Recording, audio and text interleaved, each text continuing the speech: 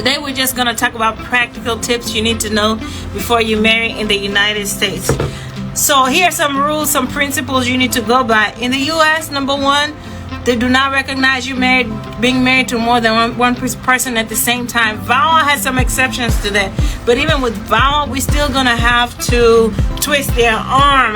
Prove an exception for you to be able to get a green card if you're technically married to two people at the same time. So rule number one, America does not recognize you being married to two people at the same time. Make sure you're properly divorced for the first person before you marry the second person. That leads me to rule number two. Always, especially if you're from a country that you know there is a lot of fraud, like Nigeria, always get your divorce certificate checked before you remarry. Check it yourself. It's called due diligence in the law. You go and check it. You go and consult a lawyer. Don't depend on your spouse. You go ask a lawyer, is this divorce certificate valid? Okay, or rather yet, you don't even have to do all that if you were present. Be present in that divorce. Actually participate in that divorce. Actually show up at the court hearing. Like literally be there for the divorce. If you did that, you most times you can guarantee, even if you're from Nigeria, that divorce certificate was valid. If you were actually present and actually participated in the divorce, then you'll be able to know, okay, I know that divorce was valid because I participated. Rule number three, if you're gonna get a divorce, I always say, get it from here in the United States. Why always Nigeria? You understand when you're a lawyer, because Nigeria is where we have this issue, sadly. Yeah, because it's a big issue in Nigeria, and because I do this 24 hours a day, sir, so I can say it with all that I have, that it's a big issue in Nigeria.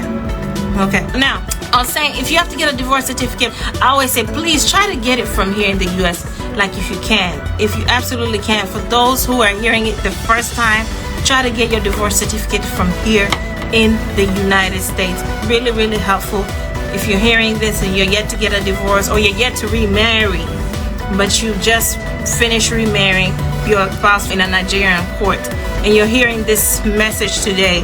Let this be a sign to you to hopefully go and get a proper divorce certificate from a U.S. court, so you never even have to worry about this issue. Typically, we don't really have, it's very rare for USCIS to call into question a divorce certificate that was issued by a United States court. Rule number four, take your time before marriages. Now, again, this is just now things that, we should all know. But I'm just going to say, take your time between marriage to marriage. Don't marry someone a month or 2 weeks after. So you just got through divorcing someone else. 2 weeks, a month, 2 months, even 3 months is too short if you ask me. Even 4 months is too short.